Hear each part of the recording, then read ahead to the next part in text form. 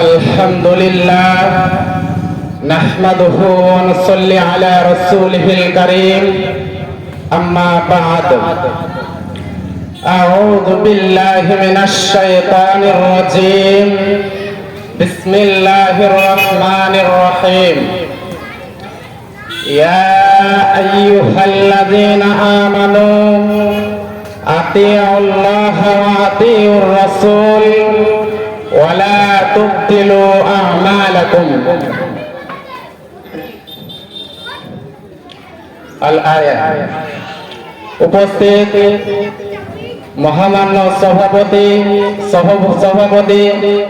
ও আমার সামনে বসে থাকা দিনদার ইমানদার মুমিন ভাই সকল এবং পর্দার আড়ালের মা ও বোনেরা, প্রশংসা মাত্র সেই মহান রব্বুল আলামিনের জন্য যিনি আমাদেরকে আশরাফুল মাখলুকাত অর্থাৎ সৃষ্টির সেরা, সৃষ্টির উত্তম জাতি করে এই পৃথিবীর বুকে প্রেরণ করেছেন। তাই তিনার সংক্ষিপ্ত ভাষায় প্রশংসা করি। সকলে এক বাক্যে মন প্রাণ খুলে বলি আলহামদুলিল্লাহ।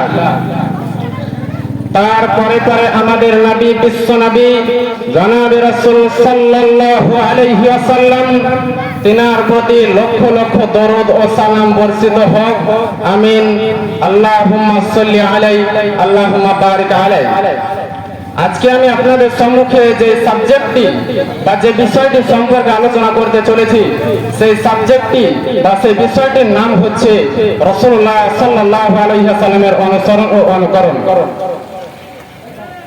এই বিষয়টি বলার আগে একটি কথা বলি। আজকে আমি এই বিষয়টি সম্পর্কে আলোচনা করব। সেই কিতাবটির নাম হচ্ছে আল কোরআন মাজিদ। এই আল কোরআন মাজিদ এটা হচ্ছে মানুষের জন্য অর্থাৎ আমাদের জন্য হেদায়েত। তো আমরা সর্বপ্রথমে জানবো যে হেদায়েত শব্দের অর্থ কি। হেদায়েত শব্দের অর্থ হচ্ছে পথ প্রদর্শন, সঠিক পথ প্রদর্শন, যে পথে আমি আপনি চললে জান্নাত পর্যন্ত পৌঁছাতে পারবো। তো চলুন এ সম্পর্কে আল্লাহ রাব্বুল আলামিন পবিত্র কোরআন মাজিদের ভিতরে কি বলেন। সূরা বাকারা সূরা নম্বর 2 আয়াত নম্বর 2 আল্লাহ রাব্বুল আলামিন বলছেন, বিসমিল্লাহির রহমানির রহিম যালিকাল কিতাবু লা রাইবা ফীহি হুদাল লিল মুত্তাকিন। আল্লাহ রাব্বুল আলামিন বলছেন, যালিকাল কিতাব, এটা ওই সেই কিতাব, এটা ওই সেই বই, লা রাইবা, যার মধ্যে কোন রকমের সন্দেহ নেই, যার মধ্যে কোন রকমের ভুল ত্রুটি নেই, হুদাল লিল মুত্তাকিন, এটা মুত্তাকিদের জন্য হেদায়েত, এটা মুত্তাকিদের জন্য পথ নির্দেশ। আল্লাহ রাব্বুল আলামিন বলেছেন হুদাল লিন্নাস, কোরআনটা মানুষের জন্য হেদায়েত। তো এই আয়াত আল্লাহ রাব্বুল আলামিন চ্যালেঞ্জ করে বলছেন, যালিকাল কিতাবু লা রাইবা ফীহি হুদাল লিল মুত্তাকিন, এটা ওই সেই কিতাব, এটা ওই সেই বই, যার মধ্যে কোন রকমের সন্দেহ নেই, যার মধ্যে কোন রকমের ভুল ত্রুটি নেই, হুদাল লিল মুত্তাকিন, এটা মুত্তাকিদের জন্য হেদায়েত, এটা মুত্তাকিদের জন্য পথ নির্দেশ। সম্মানীয় উপস্থিতি, এবার আমি মূল বিষয় দিকে এগিয়ে যাব যে রাসূলুল্লাহ সাল্লাল্লাহু আলাইহি ওয়াসাল্লাম অনুকরণ ও অনুসরণ। অনুসরণ মানে হচ্ছে পিছনে হাঁটা দেখে চলা, আর অনুকরণ মানে হচ্ছে পিছনে কাজ করা দেখে কাজ করা। উভয়ের অর্থ হচ্ছে কাউকে নকল করা। পৃথিবীর শুরু থেকে আল্লাহ রাব্বুল আলামিন মানব জাতিকে সঠিক পথে পরিচালিত করার জন্য যুগে যুগে নবী রাসূলগণ প্রেরণ করেছেন। যেমন আমাদের নবী হযরত মুহাম্মদ সাল্লাল্লাহু আলাইহি ওয়াসাল্লাম তার নবুয়ত প্রাপ্তির পর থেকে কিয়ামত পর্যন্ত আগত সকল মানব জাতির জন্য তিনি আদর্শ এবং অনুসরণীয়। আজকে আমরা জানবো যে রাসূলের আনুগত্য আমাদের জন্য কেন জরুরি, রাসূলের আনুগত্য আমাদেরকে কেন পালন করতেই হবে। এর উত্তর হচ্ছে আল্লাহ রাব্বুল আলামিন আমাদেরকে রাসূলের আনুগত্য করতে আদেশ করেছেন, তাই আমাদেরকে রাসূলের আনুগত্য আমাদেরকে করতেই হবে। আল্লাহ রাব্বুল আলামিন আমাদেরকে রাসূলের আনুগত্য করতে আদেশ করেছেন। নাম্বার 1 আল্লাহ তাআলা বলেন সূরা মুহাম্মদ আয়াত নম্বর 33, বিসমিল্লাহির রহমানির রহিম, ইয়া আইয়ুহাল্লাযীনা আমানু আতিউল্লাহ ওয়া আতিউর রাসূল ওয়া লা তুবতিলু আমালাকুম। আল্লাহ রাব্বুল আলামিন বলেন, ইয়া আইয়ুহাল্লাযীনা আমানু, হে ঈমানদারগণ, হে মুমিনগণ, তোমরা করো কি? আল্লাহর আনুগত্য করো। তোমরা আল্লাহর আনুগত্য করো এবং রাসূলের আনুগত্য করো এবং তোমাদের আমলগুলো বিনষ্ট করো না, তোমাদের আমলগুলোকে নষ্ট করো না।